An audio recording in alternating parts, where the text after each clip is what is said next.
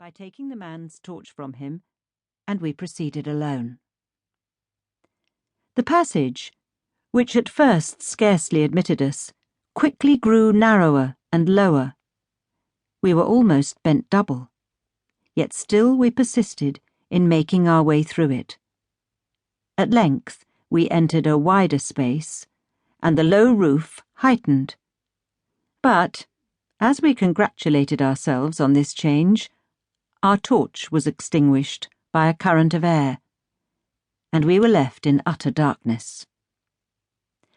The guides bring with them materials for renewing the light, but we had none. Our only resource was to return as we came.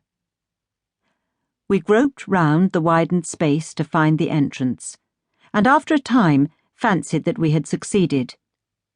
This proved, however, to be a second passage, which eventually ascended. It terminated like the former, though something approaching to a ray, we could not tell whence, shed a very doubtful twilight in the space.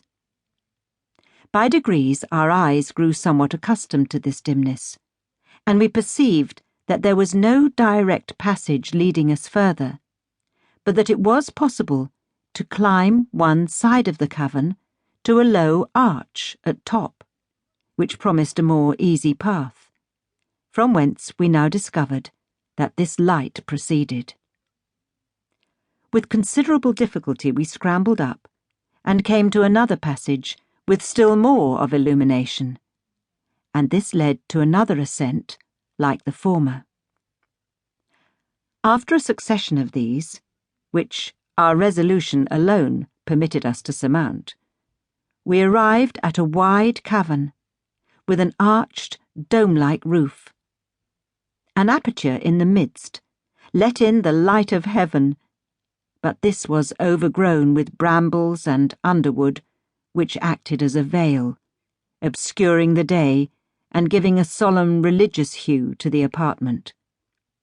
It was spacious and nearly circular, with a raised seat of stone about the size of a Grecian couch at one end. The only sign that life had been here was the perfect, snow-white skeleton of a goat, which had probably not perceived the opening as it grazed on the hill above and had fallen headlong. Ages, perhaps, had elapsed since this catastrophe, and the ruin it had made above had been repaired by the growth of vegetation during many hundred summers. The rest of the furniture of the cavern consisted of piles of leaves, fragments of bark, and a white, filmy substance, resembling the inner part of the green hood which shelters the grain of the unripe Indian corn. We were fatigued by our struggles to attain this point, and seated ourselves on the rocky couch, while the sounds of tinkling sheep bells and shout of shepherd boy reached us from above. At length, my friend, who had taken up some of the leaves strewed about, exclaimed, "This is the Sibyl's cave. These are Sibylline leaves." On examination, we found that all the leaves, bark, and other substances were traced with written characters. What appeared to us more astonishing was that these writings were expressed in various languages. Some unknown to my companion, ancient Chaldee and Egyptian hieroglyphics, old as the pyramids. Stranger still, some were in modern dialects, English and Italian.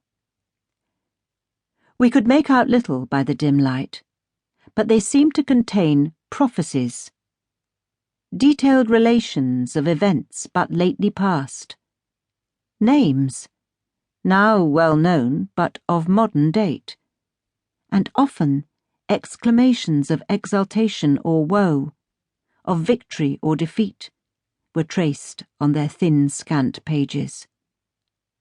This was certainly the Sibyl's cave.